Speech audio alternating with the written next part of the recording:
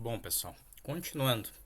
A gente já viu então as características básicas das máquinas de estados, né, formais inclusive, e agora a gente vai passar por procedimento de análise, em seguida depois a gente vai para o procedimento de síntese na nossa próxima aula, tá? E aí depois a gente vai fazer uma série de exercícios como a gente tem conduzido essas nossas aulas remotas, tá? Bom, procedimento de análise de uma máquina de estados basicamente visa compreender o que a máquina está realizando a partir de um circuito onde ela foi implementada.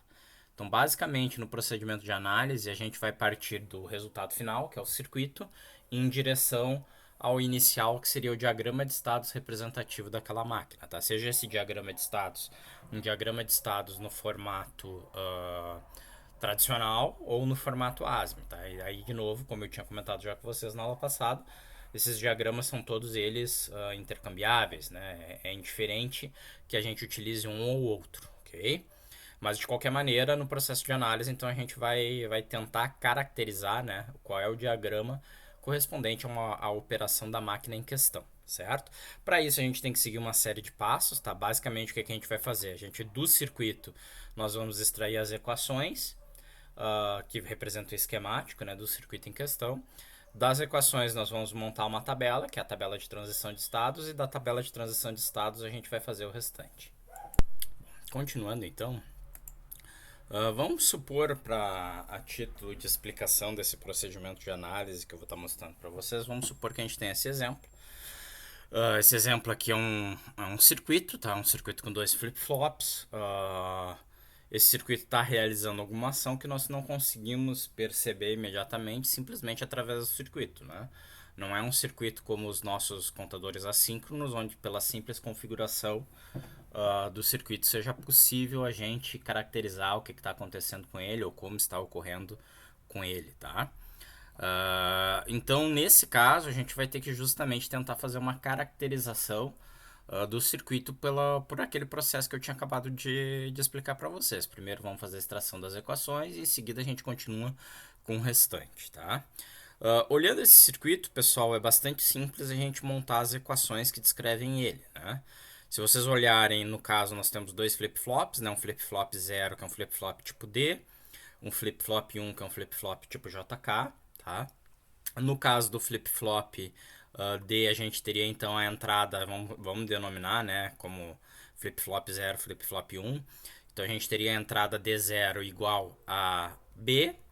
No caso do flip-flop 1, nós teríamos a entrada J1 igual a entrada K1 igual a Q0 barrado, tá?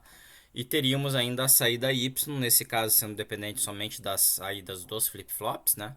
A saída Y sendo a mesma coisa que Q0 ou exclusivo Q1, tá? Então a gente consegue determinar, né, as variáveis e as equações do circuito, que é descrito também na lâmina seguinte, tá? Então a gente tem as variáveis de entrada A e B, a gente tem a variável de saída Y e temos as variáveis de estado Q1 e Q0. Então as entradas é fácil identificar, a saída igualmente, e lembramos sempre que as variáveis de estado representam as posições dos flip-flops, né? Como a gente tem dois flip-flops, denominados 0 e 1, a gente acaba chamando as variáveis de estado de Q1 e Q0. As equações de excitação dos flip-flops são aquelas equações que eu já tinha comentado antes ali, que correspondem às entradas dos flip-flops, tá? E as equações de saída, no caso a gente tem uma única saída, então temos uma equação de saída, né, que a gente já também teria determinado. Usando essas equações aqui e usando essas informações de quais são as variáveis envolvidas, a gente pode seguir para um segundo passo, onde nesse segundo passo a gente vai estar, em essência, caracterizando o quê? Caracterizando a tabela de estados dessa máquina, ou seja, como que a máquina transita de um estado para o outro, tá? Bom, para montar a tabela de estados, pessoal, a gente vai então, tabela de transição, ou simplesmente tabela de estados, né? A gente vai ter então que montar a tabela considerando duas seções, né? Uma seção onde a gente vai presumir valores, onde a gente vai determinar todas as combinações possíveis de valores para aquela seção previamente, tá? Então a gente vai usando um termo mais chulo, né? Nós vamos chutar todos os valores possíveis das entradas, tá? Não somente das entradas, mas das entradas e de estado atual presente, representado pelas variáveis de estado, tá? Então, se a gente tiver n entradas distintas e m variáveis de estado, aqui isso aí é um errinho, né? Com n entradas e m variáveis de estados, nós teríamos que ter sempre 2 elevado na n mais m linhas dentro da nossa tabela. Então, no nosso exemplo considerado, nós temos duas variáveis de estado, a e b, duas variáveis de entrada, perdão, a e b, e duas variáveis de estado, agora sim, Q1 e Q0, tá? Então, 2 mais 2 dá 4, 2 elevado na 4, teríamos então 16 linhas presentes na nossa tabela, ou seja, nós temos que presumir 16 situações diferentes, né? 16 combinações de valores diferentes entre os valores das entradas e de estado atual ou estado presente, tá? E a gente vai ter uma segunda seção que vai ser constituída pelas equações das excitações, tá? No caso das nossas excitações aqui a gente tem quais, né? D0, J1 e K1. Bem como os valores de estado futuro, a partir das excitações, o que vai acontecer com o próximo valor dos nossos flip-flops, caso aconteça um pulso de clock, tá? E a equação também das variáveis de saída envolvidas, tá? Que é o que vocês estão vendo aqui, né? Então, eu estou apresentando aqui as excitações, J1 e K1, a excitação D0, o estado futuro, que são as mesmas variáveis de estado, né? Só que agora eu coloco aqui a letra F para lembrar que isso daqui é o futuro, e a nossa única saída. Então, de novo, tá, pessoal? A gente tem entradas, A e B, o estado atual, Q1A e Q0A, perfeito? Esse A, de novo, é só para lembrar que é o estado atual, o estado nesse momento, tá? Bom, esses valores aqui nós vamos chutar todas as combinações possíveis, começando em 0, 0, 0, 0 e indo até 1, 1, 1, 1. Perfeito? E vamos pegar todos os valores intermediários existentes. As excitações nós vamos derivar a partir dos valores presumidos e das equações e vamos preencher as excitações com aquilo. Usando os valores das excitações e do estado atual, a gente vai determinar o valor do estado futuro. Usando os valores das entradas e do estado atual, a gente vai determinar a partir da equação da saída qual é o valor pertinente para a saída nesse nosso circuito. Perfeito? Aqui é importante dizer, pessoal, o que significa, de novo, tá? Reforçar aquela noção que eu já tinha comentado com vocês na aula anterior, do que significa o estado futuro. O estado futuro é o estado para qual a gente vai ir se, dado um estado atual e um valor das entradas, acontecer um novo pulso de clock. Em suma, nossos flip-flops estão com esse valor, 0 e 0. As nossas entradas estão com esse valor, 0 e 0. Perfeito? E elas permanecem, os nossos flip-flops vão permanecer com esse valor 0 e 0 aqui, até que aconteça um novo pulso de clock. Quando acontecer um novo pulso de clock, se os nossos flip-flops têm o valor 00 e as entradas têm o valor 00, a gente vai ir para uma certa combinação de valores dos flip-flops, por exemplo, 0 e 1, 1 e 1, tá? Que vai ser o nosso estado futuro, ou seja, é o próximo estado que acontece caso a gente perceba um pulso de acionamento do relógio, tá? Então a gente tem todas essas equações, né? E a gente começa então a conseguir montar a nossa tabela e preencher as colunas na tabela, né? Usando essas equações. Então vamos lá. D0 igual a B, B igual a 0, consequentemente D0 igual a 0. J1 igual a A. Então estou pegando aqui o valor do A e estou colocando lá no J1. K1 é igual a Q0 barrado. Lembre-se que isso daqui são todos valores atuais, tá, pessoal? Nunca, jamais, em hipótese alguma, vocês vão fazer o preenchimento dos valores derivados usando o valor futuro. Nunca. É um grande erro isso, tá? Vocês só podem fazer o preenchimento desses valores derivados aqui usando os valores atuais, os valores presumidos, tá? Então, K1 igual a Q0 barrado, então eu vou olhar o valor do estado atual do Q0 que eu estou considerando, que é 0, e vou inverter para preencher o K1, ok? Para o estado futuro, bom, para o estado futuro não adianta eu só olhar o valor da excitação, né? Eu tenho que olhar como é que o flip-flop se comporta. Então, lembrando que para o flip-flop tipo D, a gente sabe que o futuro é igual ao valor da excitação presente, da excitação atual. E que para o flip-flop JK, o futuro não somente depende do valor das excitações J e K, mas também do valor do estado atual, tá? Então a gente tem que olhar isso, tá? E aplicar na nossa análise. Então olhando aqui, ó, a excitação do D é 0. Então no futuro, quando acontecer o novo pulso de clock, o estado futuro correspondente ao D, que é o Q0, vai também ter o valor 0. A excitação do J e K é 0 e 1. Então, olhando na nossa tabela, quando J e K são 0 e 1, no futuro, quando acontecer pulso de clock, o nosso flip-flop passa a armazenar 0. Então, a gente está armazenando um 0 aqui. E a equação da saída a gente preenche também, né? Não tinha preenchido antes, mas podemos preencher, né? A equação da saída é simplesmente o Q0 ou o exclusivo Q1. 0 ou exclusivo 0 dá 0. Perfeito? Então, aqui a gente tem preenchido uma primeira situação. Perfeito? A gente poderia olhar todos os outros casos, né? Lembre-se que a gente tem que olhar 16 situações distintas, né? Mas aqui só para exemplificar. Imaginem agora que eu tenho o estado atual 0 e 0 e a entrada A agora assume o valor 1. Perfeito? Lembrando como é que funciona mesmo? O D0 igual ao B, né? Que é 0.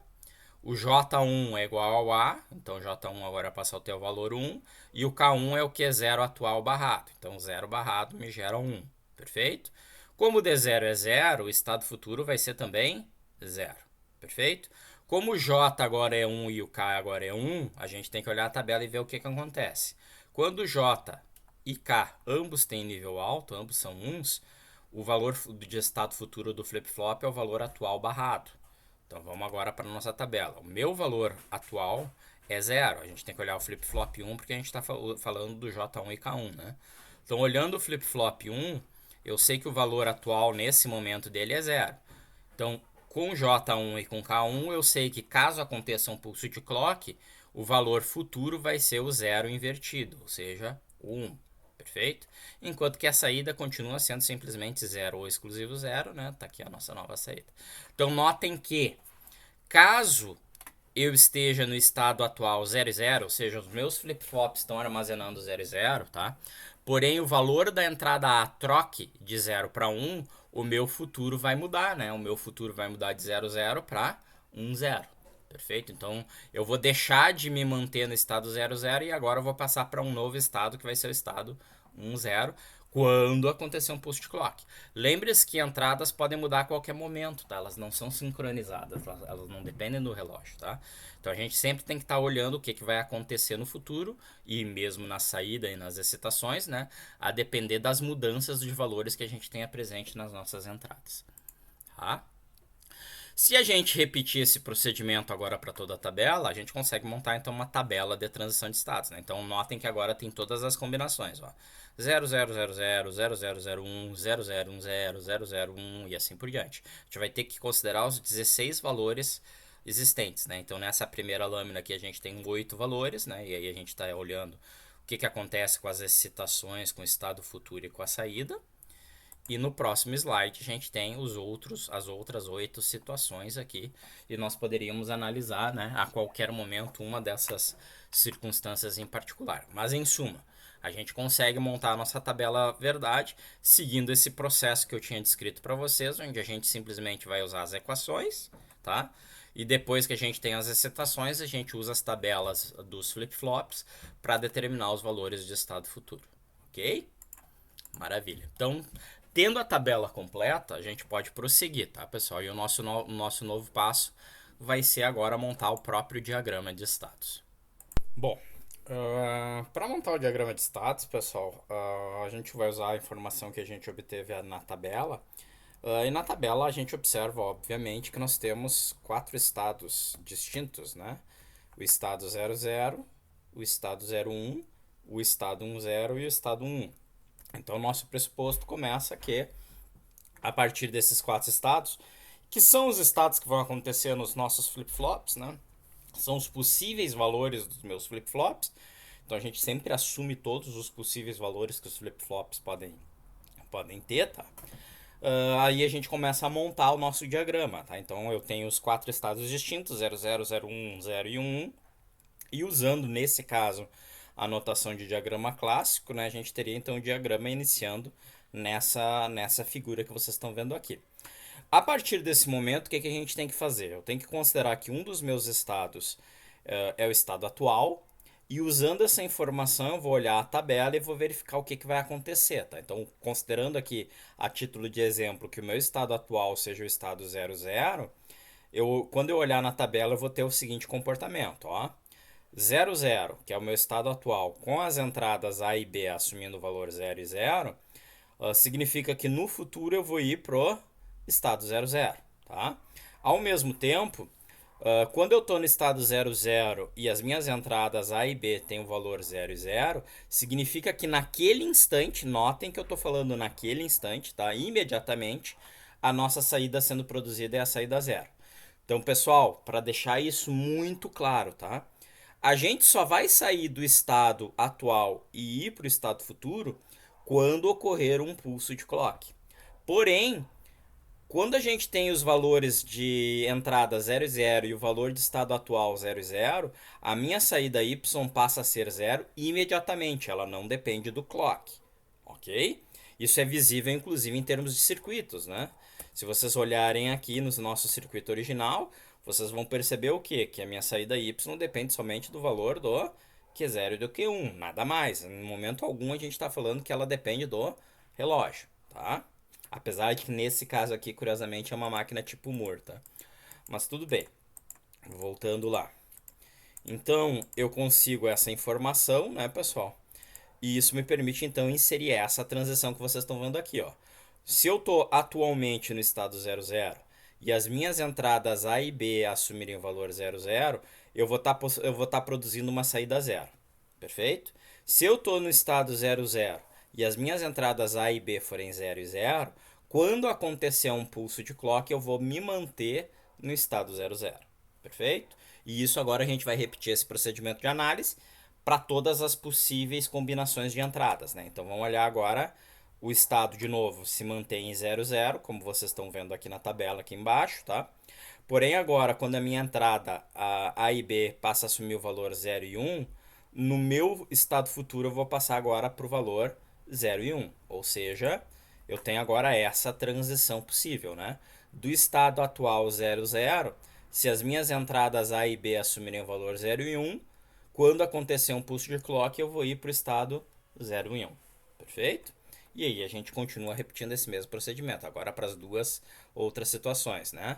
Para a entrada 1 e 0, com o meu estado atual 0 e 0, eu vou no futuro para o estado futuro 1 e 0, vocês estão vendo aqui a transição. E ao mesmo tempo, para as entradas 1 e 1, com o meu estado atual 0 e 0, eu vou para o estado futuro 1 e 1, que vocês estão vendo aqui na transição aqui para baixo.